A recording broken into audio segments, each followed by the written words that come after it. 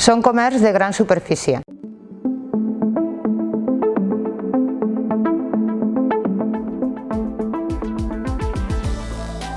Soy Carmen, jefa de ventas de una tienda de muebles que se llama Bianca Mobiliario, que formamos parte de un grupo de tiendas, entre ellas está el grupo Tatay, dedicado, como hemos dicho, al sector del mueble, a la venta del mueble. En este caso nuestra especialidad es el mueble de diseño italiano y fabricaciones nacionales también. Trabajamos con diferentes empresas, tanto italianas como nacionales, entre ellas firmas muy conocidas como puede ser Versatility Home, Lago, Duevi, Catalan, etc.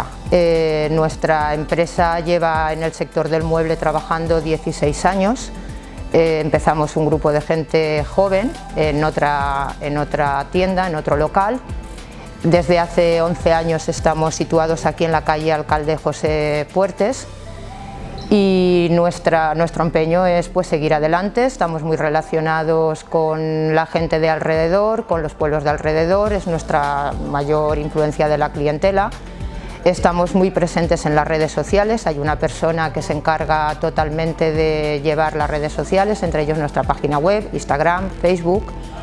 Hacemos servicio de asesoramiento tanto en lo que es a nivel de interiorismo como lo que es decoración. Se pueden hacer proyectos en 3D, nuestros decoradores visitan los domicilios particulares para ver un poco el entorno, las calidades de la vivienda, lo que les podemos ofrecer. Tomamos las medidas, luego esto se pasa al proyecto 3D y el cliente viene a la tienda y entonces le ofrecemos pues todo tipo de asesoramiento, tanto lo que es a nivel de telas, de pintura, de papel pintado, de iluminación, decoración de interior, como he dicho, pues a nivel de pues cosas de decoración como pueden ser pues jarrones, cuadros, espejos, cortinas, etc. Entonces pues nada, estaríamos encantados de recibirles en nuestra tienda, como he dicho, en la Alcalde José Puertes número 16 de Alfafar.